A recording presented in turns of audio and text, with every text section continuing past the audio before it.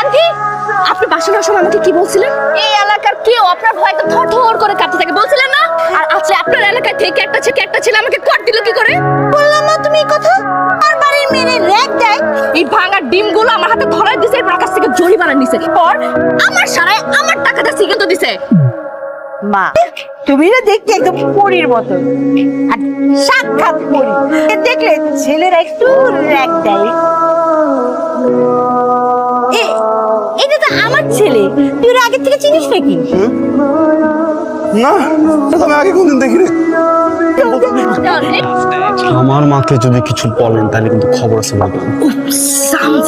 আমি তো ভয় পেয়ে গেছি। তবে হ্যাঁ, আমি একটা কাজ করতে, আমি এই ভিডিওটা আন্টিকে চিকে দেখাতে পারি। হ্যাঁ, আপনি আমার সাথে কি করেছেন? আমার টাকা নিয়েছেন, আপনি ভালো সেই টাকাটা আমার বাসায় পৌঁছায় দিবেন, ঠিক আছে? বাহ, সহজে মেনে গেছে।